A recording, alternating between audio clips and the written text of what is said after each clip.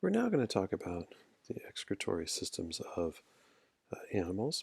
And people often think about the excretory systems or the systems responsible for getting waste to be the digestive system. And yes, there are some waste products that animals get rid of through their digestive systems, but the main means of getting rid of waste is usually not through the digestive system. It'd be through some other system. For instance, with humans, it's our renal system or urinary system, which uses our kidneys. So for excretion, what gets excreted? Some of these waste products would be carbon dioxide.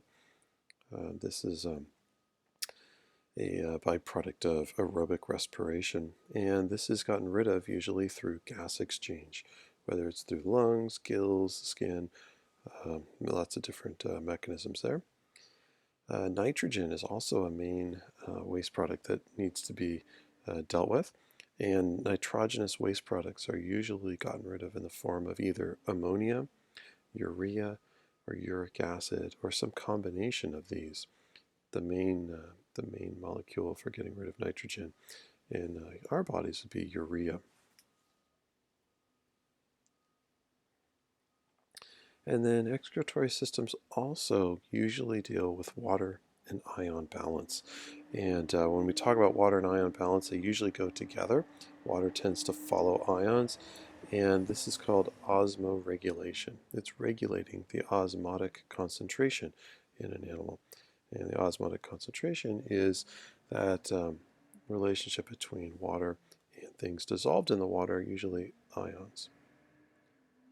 So to just get a refresher on osmosis and osmotic gradients, we could imagine a beaker that has a membrane down the middle of it.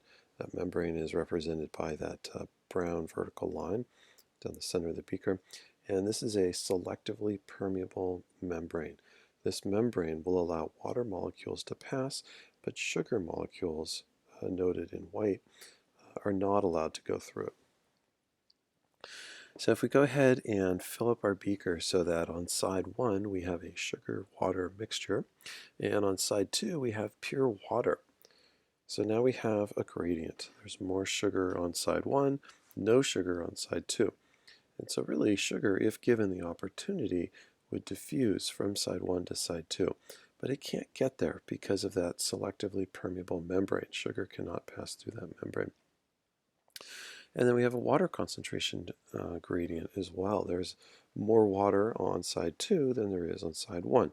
And so water would tend to diffuse from side 2 to side 1. And it can, because it can pass through that selectively permeable membrane. And so water is going down its own concentration gradient, but we usually don't think about water as in terms of water concentration. Instead, we think about the things dissolved in the water. So in this case, let's think about water diffusing in the direction of diluting the solute. So the solute in this case is sugar. That's what's dissolved in the water. So water will go from a low solute concentration to a high solute concentration. And we see that on the right side of this figure. So as time passes, water will diffuse from side 2 to side 1. In fact, you even have more solution on side 1 than you do on side 2. And that's all due to that osmotic gradient. So water tends to dilute things. So we could talk about isoosmotic solutions. So this would be a solution that has the same osmotic concentration as what's inside a cell or an organism. Iso, remember, means same. So if you take red blood cells, and red blood cells are very permeable to water, and you put them in an isoosmotic solution, so the surrounding is the same concentration as what's inside the cell, then water will pass back and forth across the cell membrane, but there's no net change. There's no gradient, so we're not going to get a change in the water distribution. If we go ahead and put those red blood cells in a hyperosmotic solution, hyper meaning more, so it's going in a solution that has a higher concentration, osmotic concentration, than what's inside the cell, then water will tend to dilute this surrounding solution. And as water leaves the cell to dilute the surroundings, those cells get smaller. They're losing volume from losing that water, and they shrivel up. Now let's go ahead and put the red blood cells in a hypoosmotic solution. So this is a solution that's more dilute than what's inside the cells. And now water is going to go from outside the cell to inside the cell, trying to dilute the solution inside the cell. And as it does that, these cells are going to swell up. They're taking on more and more water.